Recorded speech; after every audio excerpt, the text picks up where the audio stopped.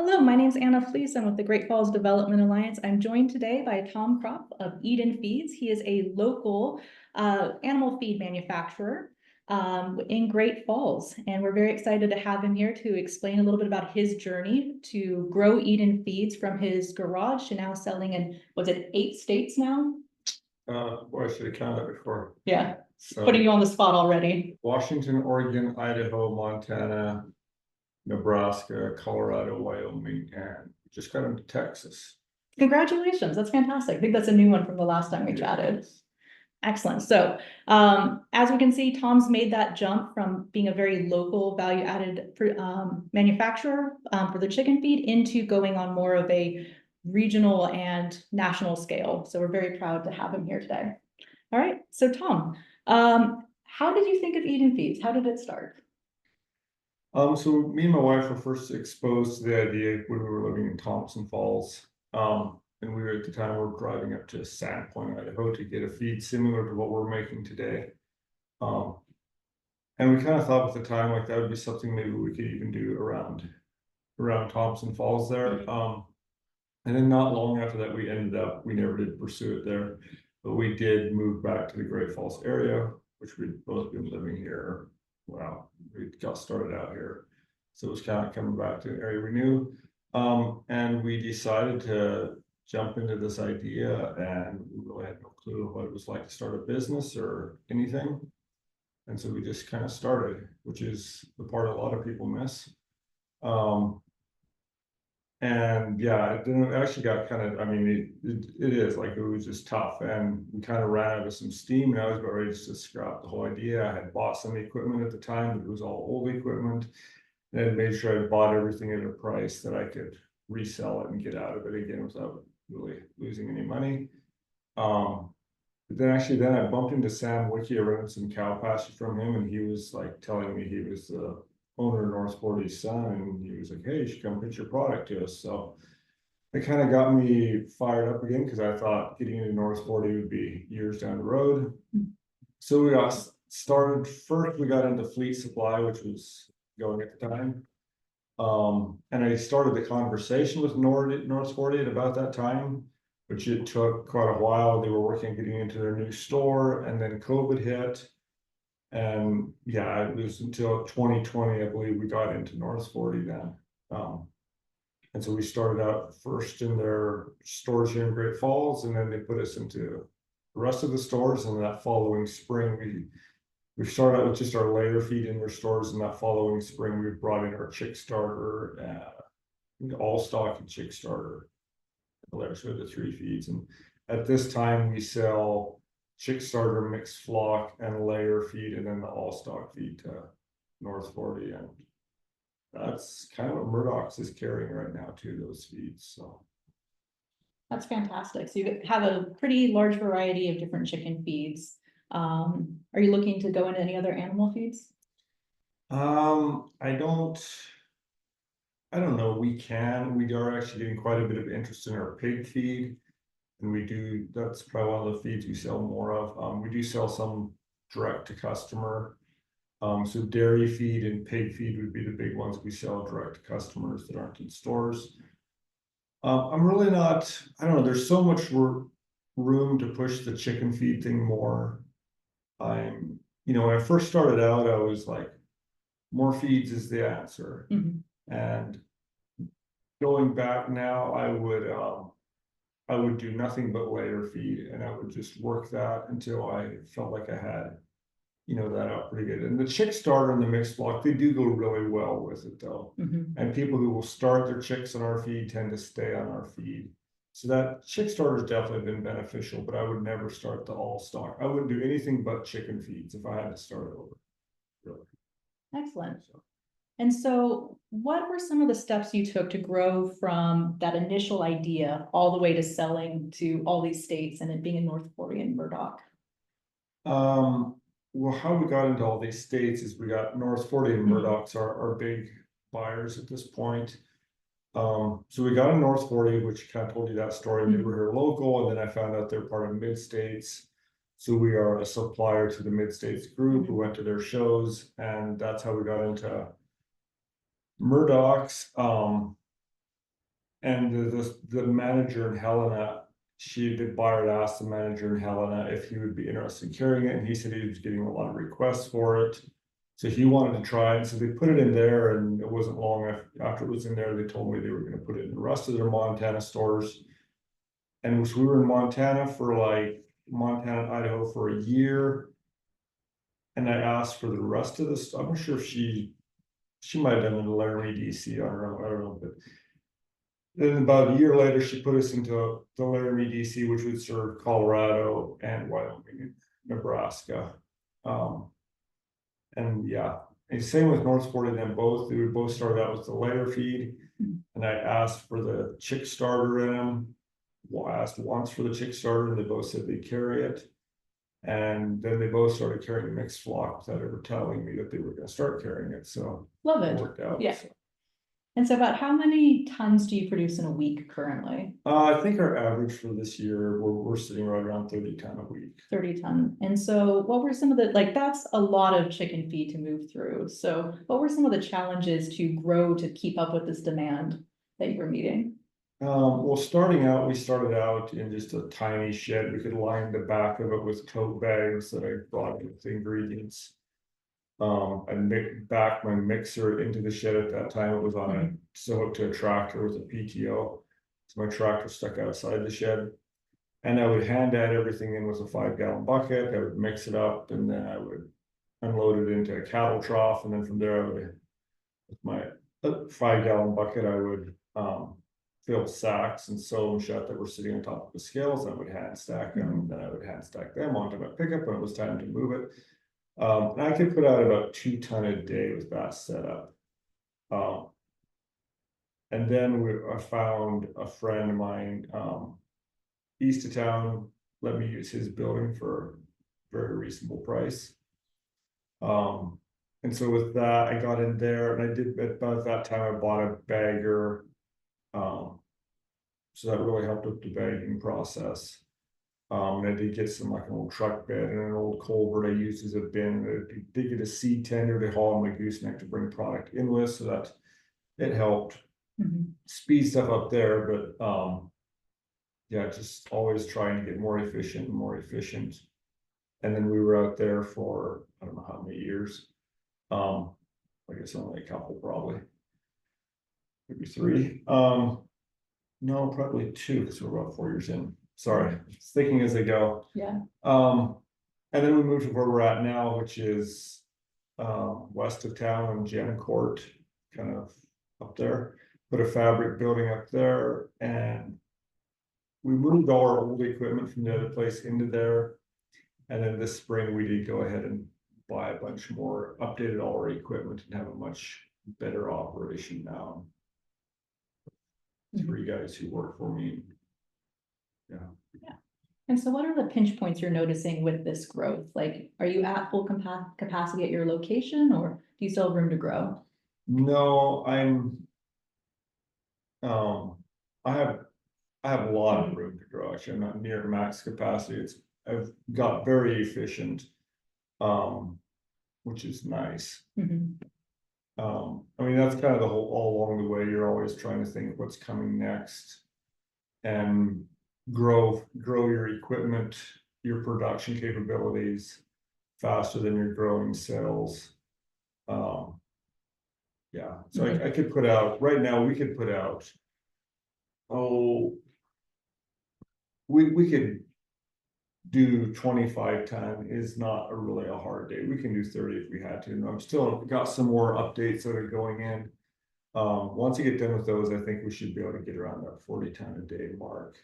Now, if we were putting out that much, we would have some real issues with storage and bringing product in fast enough. So storage on the ingredient at raw material end, and storage on the finished product end would be a real bottleneck there. So that's probably one of our next big moves, or big things we're going to be looking at doing, would be getting in, building a permanent building, and one that's much larger, so we can actually could move that much product, and yeah, have the space for it.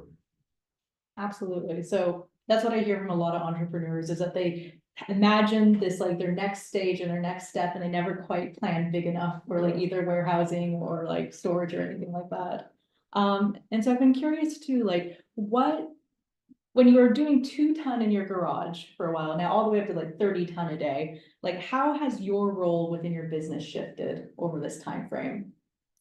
I used to do everything. Mhm. Well, my wife helped me a bunch to start with. So she did mostly all the licensing and the bookwork side of things. And now I pretty much have guys who are making my feed for me. I still oversee the whole thing. I'm still in charge of making sure we have enough ingredients being brought in, but my wife is not. She's an advisor. I run everything past her, so she doesn't really spend any time working on licenses or bookwork type stuff. I've pretty much taken all that over. And actually just hiring a secretary now, well, it's a bookkeeper to take care of my QuickBooks for me, so that's gonna free that up too. So I'm trying to keep myself fairly free so I can actually spend time working on the business instead of all my time in the business, because you can't really grow a business when you're stuck with all the day-to-day things. Mhm. That's a great transition to make. And so what niche does your chicken feed fill, and how did you decide on that? So we wanted to be non-GMO, and corn and soy. So the big ingredients that are genetically modified are corn and soy. And so it was, and especially since corn and soy isn't grown around here, that was a pretty easy choice, just to eliminate those from the feed. So we pretty much have eliminated all ingredients that could be genetically modified. We just don't put them in the feed, so it keeps that really simple. Yeah, so we make a whole grain feed just to keep it more natural and less processed, because when you pellet a feed, you're basically pressure cooking the feed. And yeah, so we went with whole grain, non-GMO, corn and soy free. And I guess with that, we're trying to fill that gap in between organic and conventional and the price point of ours is pretty much right there around where the high-end conventional feeds are selling for. And so yeah, so we're giving people who can't afford the organic, we want a higher quality product.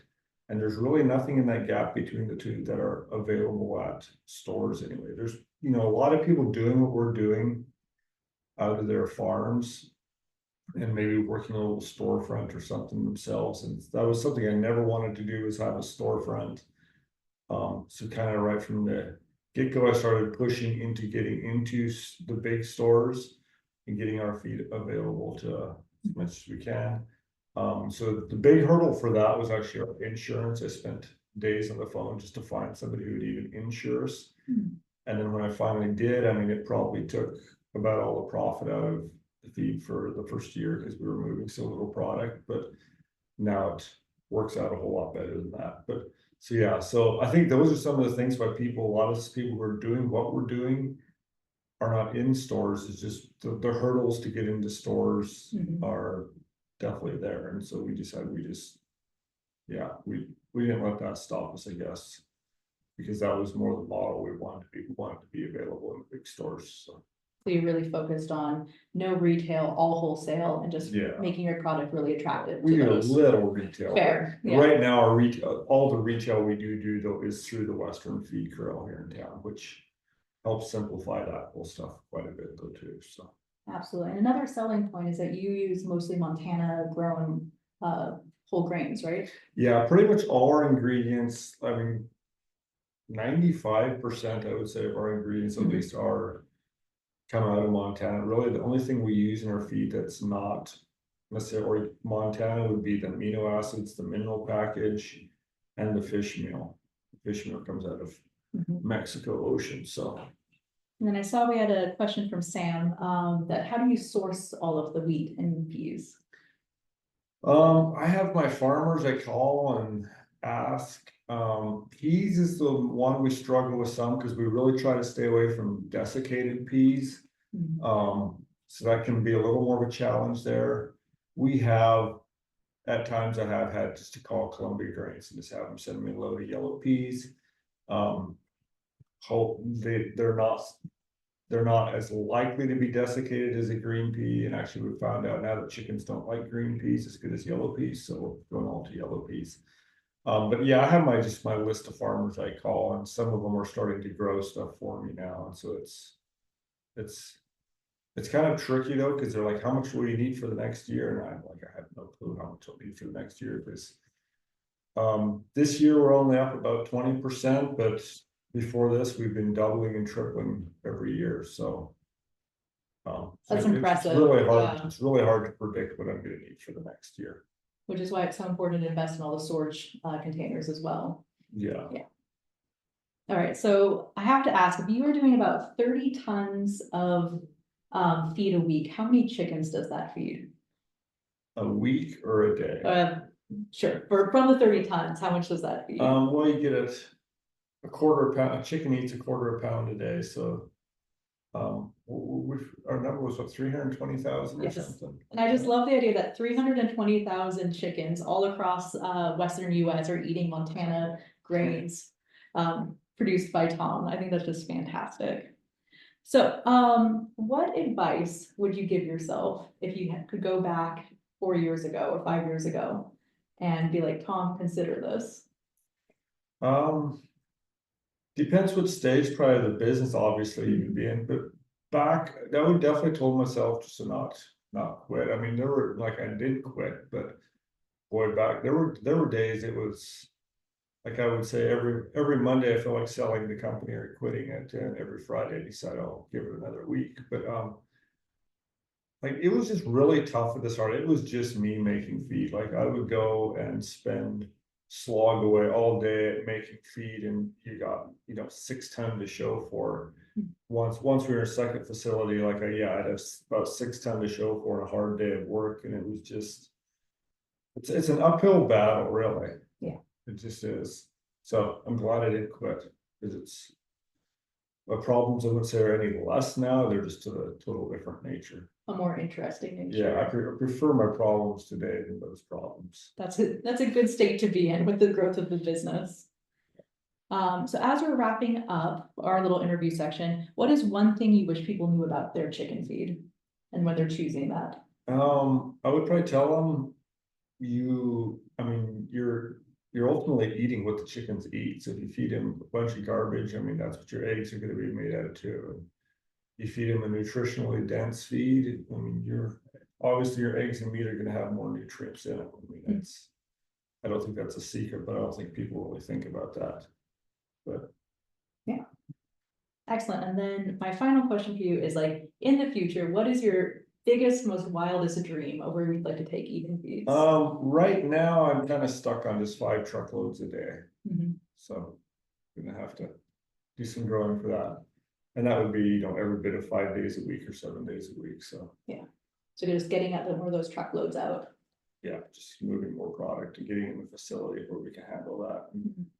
And of course, once you get to that size, you get opportunities of, I mean, once you actually start a business and you get in a business like this, or any business, lack of opportunity is just, you see opportunity everywhere. And especially if you're an entrepreneur, you have that disease anyway. It's just that, like the book Good to Great by Jim Collins, they say in there,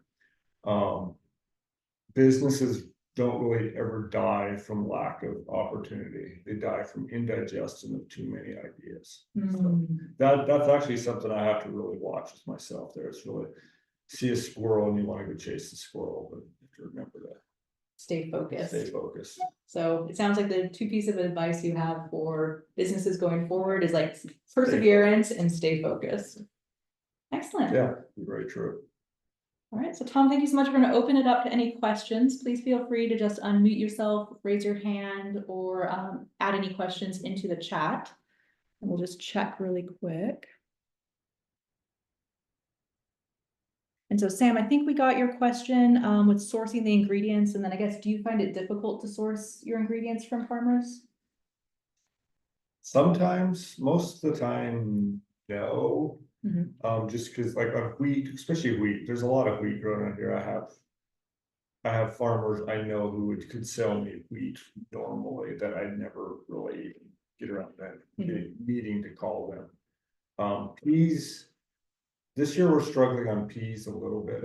I haven't totally ran out of options, but you know, the harvest on some of my guys was pretty poor, and so like the one guy was expecting to get around 5,000 bushels from, well now he's gonna have maybe 2,000 bushels. So stuff That's like rough. that kind of makes it tough. But yeah. Excellent. Any other questions from our audience?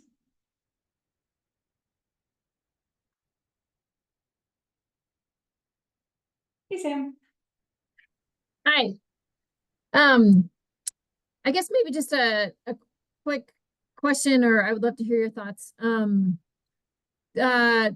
work with a client here who has switched to producing their own feed, and just the input that I have heard from them on the dramatic impact it has on their productivity, on their timeline for producing meat hens, and mortality rates declining. It just made me just realize the significant impact on quality of feed. So I was just wondering if like you get that information from your clients, or if you've been able to, it seems like most people are going to buy your product for maybe just based on the quality anyway, but just wondering if you have thoughts on that kind of productivity impact. Yeah, we've definitely got feedback or getting feedback from them that their birds lay more, they're healthier. I mean, there's a few people who you always get some complaints in there. By far, we're getting more positive reviews than negative reviews. Actually, I had a bunch of really good Google reviews, and then somehow they all got lost. Oh, no. So yeah. But yeah. So quality of feed definitely impacts. It definitely impacts the health. And like we got North 40, some of their stores are feeding their chicks to our chick starter, which is a really good way of getting people to start trying your chick starter. And it definitely minimizes the mortality and pasty butt and some of those problems if we can get their chicks in our feed. So. It's awesome. Another sign of how good Montana crops are. Yeah, and yeah, there's definitely something to the whole grain thing. But we also use a very high-end mineral package. It's actually, it could be put in a certified organic feed, but it has more vitamins than most mineral packages would, and it's just it's really high-end. So nice. But I'm starting to more and more all the time just believe in this whole idea of just feeding your chickens a whole grain feed. It's what they were designed to eat, and it's just because sometimes I have really no explanation for why stuff is doing what it's doing. Other than that, it's a whole grain feed. It's not been messed with, and a lot of the cheaper feeds too, that a lot of other their ingredients in a lot of these cheaper feeds is wheat midds, which is our nutritionists would consider wheat midds just a filler when it comes to chicken. So for a ruminant, it's a little different deal, but so some of the ingredients are just pretty poor quality on those cheaper feeds. Excellent. Any other questions? Including Sam, if you have any additional ones, you always ask great questions. You know me well. I was just wondering, I've heard arguments for pelletizing just to minimize loss, at least with other livestock breeds. Is it the same with chickens, like, or other poultry? Will they only eat a portion that they're interested in eating and not the other? You can get them to eat it all. It's more of a training thing almost. So my nutritionist would say, feed them a quarter pound a day is all you should be feeding them, and you should like not feed them anything more till they clean it all up. And depending on your feeder, like we have some of our mineral package is about the consistency of sand, so it is a little harder to get them to eat that. But if you have a minimally waste feeder, if it's just in a trough feeder on the ground, they're gonna definitely sort through it and waste it. And that is something we struggle, you know, we're always trying to eliminate as many fines in our feed as we can, because we know chickens don't like fines. They prefer the whole grain, so they tend to sort for it. If you feed it in a wet mash or fermented is the best way, you get the least waste, or you get like no waste. For our chickens, like I'm not that dedicated to feeding them. Like I'll go make feed, but I'm not a real chicken guru. And so I want to be able to dump a bag, or if I'm not doing some experiment on them, I'm just going to dump a bag in a feeder, and I use like an upside down funnel type thing with like kind of like a bowl underneath it. I use one of those, and you can buy those at North 40. And I've had the best results with those. They waste the least stuff, but it is something they have to kind of learn to. And we have noticed if you start your chicks on our feed, when they're adults, they'll clean it up better too, rather than if they're used to being fed a pellet.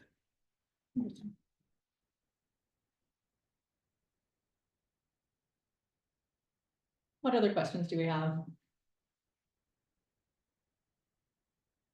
Absolutely. But give one last second for any other questions. All right, I want to respect everyone's time. This is only just a quick 30-minute lunch and learn on our Tuesday trainings. A quick plug for some upcoming trainings that we're having. Next month, we're going to have 3 actually. I'll be doing one on the Growth Through Ag program that's opening in October. We'll be having another local entrepreneur who did mac attacks as she grew from the Great Falls Farmers Market into her own food business. And then we'll be having Tammy Howard of NCAT be talking about their new farmers market vendor training. So if you guys are interested in that, you'll be getting some more information in the follow-up email, along with a copy of this recording and some information about Tom and Eden Feeds. Tom, any closing words for our guests? Putting you on the spot again? Yeah, on the spot again. I don't know. Yeah. All right. Well, thank you guys so much for joining us today. And yeah, you'll have Tom's contact information if you have any additional questions. Thank you guys very much. Come up here.